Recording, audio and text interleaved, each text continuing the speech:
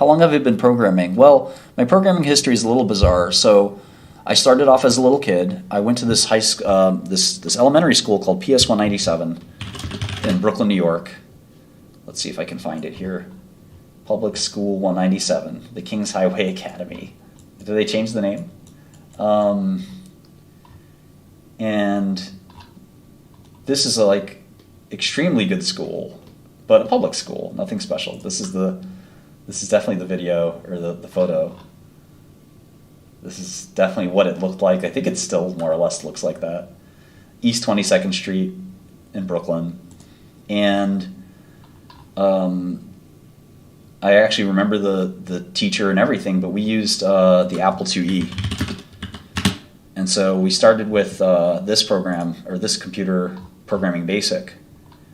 And mostly we were running, just shoving floppy disks in there to run video games, or educational games, but we did a little bit of basic as well.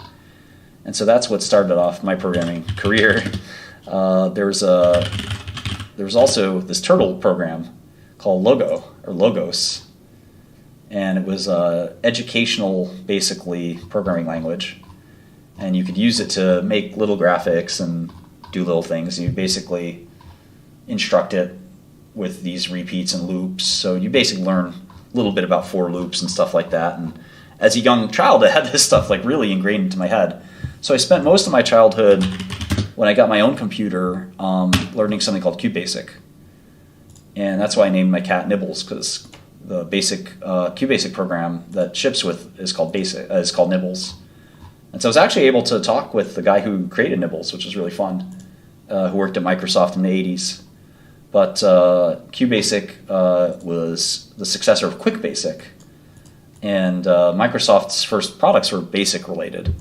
So after BASIC, I was around 12 years old, and the next hurdle was Visual Basic and Pascal and C. And I learned a little bit of Pascal and a little bit of C, but when it came to object-oriented programming, it's when I gave up and I started doing other things. I did guitar, I did basketball, and I started to focus on the opposite sex. I started to focus on stocks, and I ended up kind of around 12 to 15 giving up on programming. I was very interested in the internet in general. So I had a little bit of a hand in programming, but I had a little hand in hacking and networking and stuff like that, and just the internet in general. And then I started on Wall Street, and then I kind of stopped programming completely.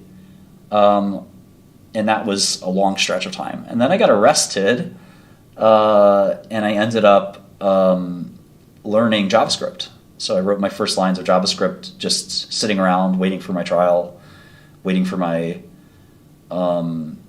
criminal trial to start, and I learned a lot of JavaScript with some guy I met on the internet, and it was so much fun. And we stayed up all night programming, and it was such a blast. It reminded me of my days as a kid. The problem is I still had a lot of bad programming habits, so I'm not a good programmer. I'm nowhere near some of my colleagues who are tremendous at what they do. I'm not that. I think it's still important to know about technology if you're going to be in technology. So I try as hard as I can. I want to be a great programmer, but I also know that there's more to starting a software company than being a programmer. A lot of great software executives were never programmers, but most of them were at some point. So to me, I'm a student of technology and always interested in technology, but I also want to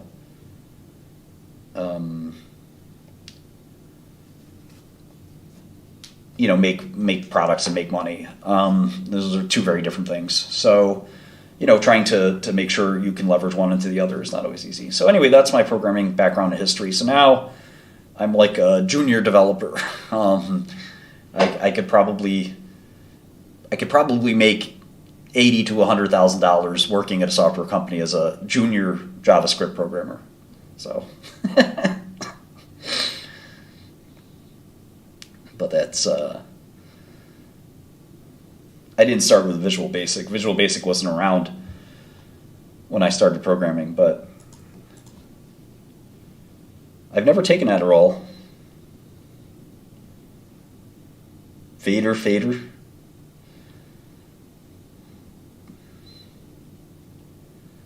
You can learn BASIC in 5 minutes.